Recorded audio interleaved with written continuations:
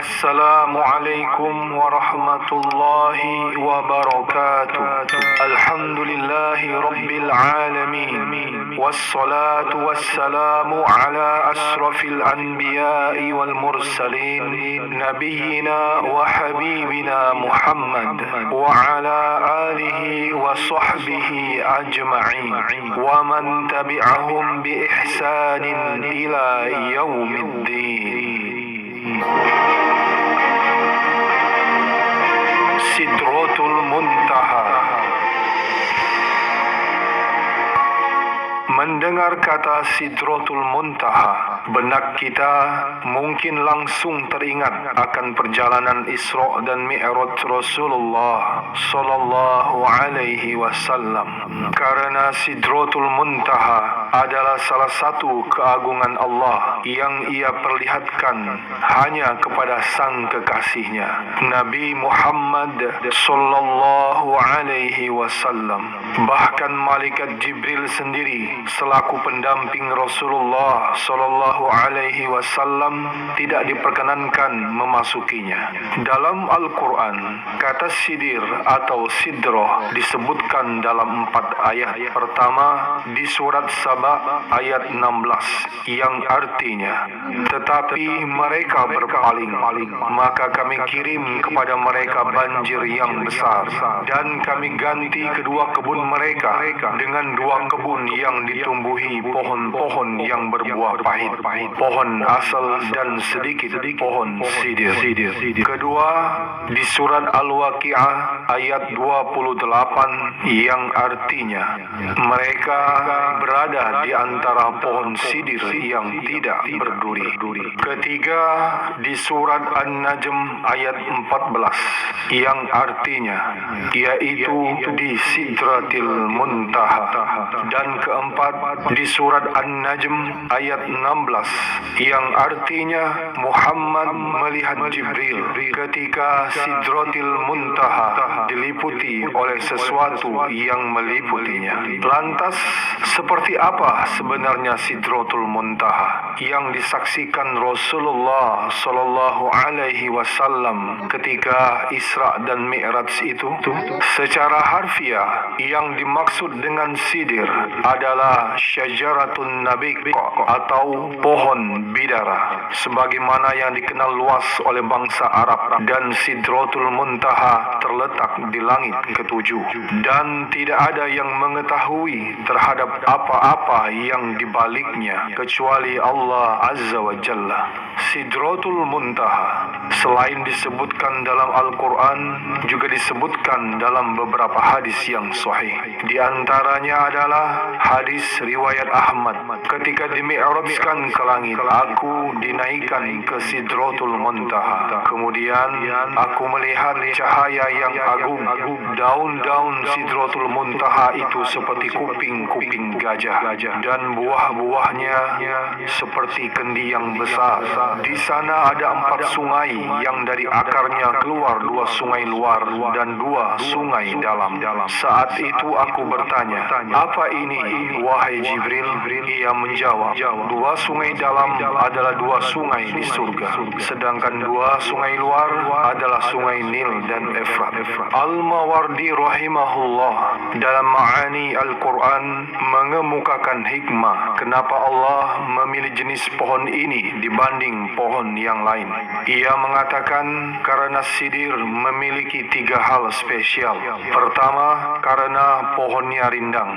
Kedua, karena buahnya enak. Dan ketiga, karena baunya yang semerbak. Serupa dengan iman yang mengumpulkan antara ucapan, perbuatan, dan niat.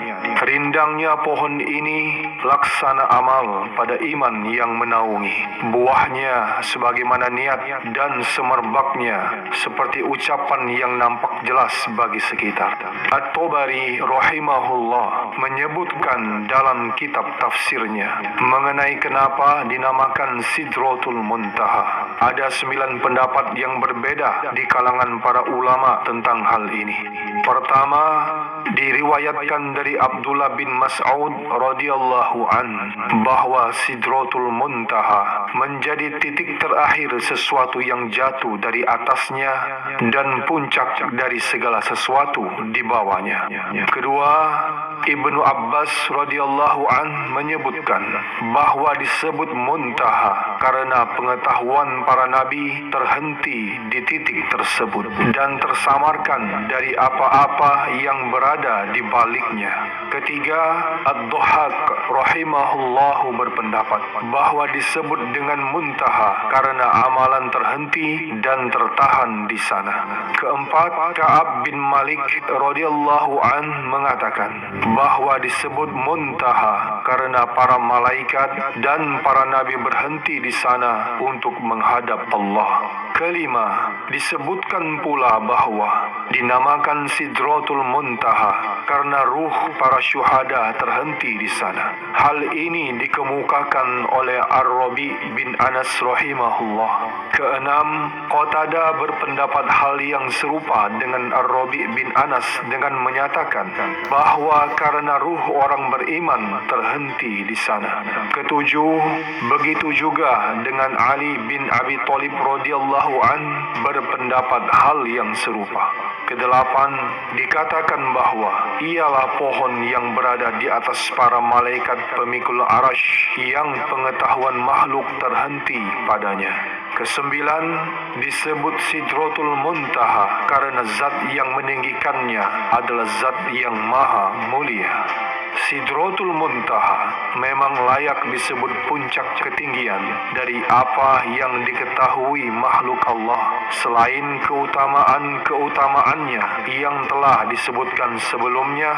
Diceritakan juga bahwa setiap daun dari Sidratul Muntaha ditempati malaikat yang selalu berzikir kepada Allah. Dalam tafsir Yahya bin Salam diceritakan ketika Rasulullah sallallahu alaihi wasallam tiba di Sidratul Muntaha, salam yang terucap dari lisan beliau sallallahu alaihi wasallam adalah At-tahiyyatu mubarakatus salawatu lillah, dan Allah pun menjawab Assalamu alayka ayyuhan nabiyyu wa rahmatullahi wa barakatuh. Kemudian Rasulullah sallallahu alaihi wasallam pun menjawab Assalamu alayna wa ala ibadillahi shalihin. Bacaan inilah yang hingga sekarang menjadi bacaan tahiyat ketika solat. Dikisahkan pula oleh Rasulullah sallallahu alaihi wasallam, di sana aku disuguhi 2 gelas minuman, yang satu berisi susu dan yang satu lagi berisi khamar. Keduanya ditawarkan kepadaku dan aku memilih susu. Kemudian disampaikan kepadaku, engkau sudah benar, melaluimu Allah telah menempatkan umatmu sesuai fitrah. Di Sidratul Muntaha juga Rasulullah sallallahu alaihi wasallam mendapat perintah solat 50 waktu yang kemudian diusulkan Nabi Musa alaihi salam untuk dikurangi hingga akhirnya ditetapkan 5 waktu.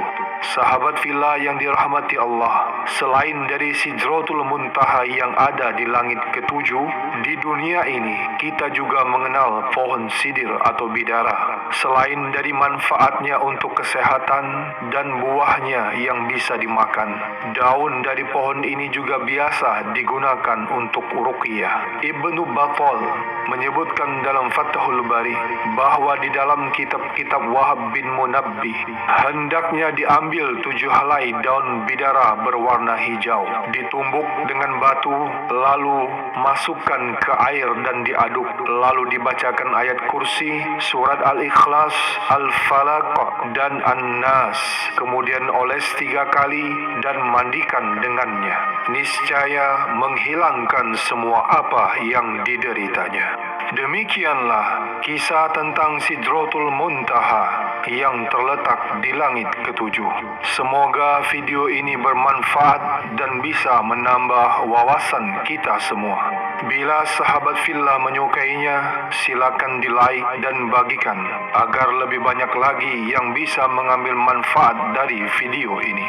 Dan jangan lupa di-subscribe serta aktifkan lonceng notifikasinya supaya sahabat fillah semuanya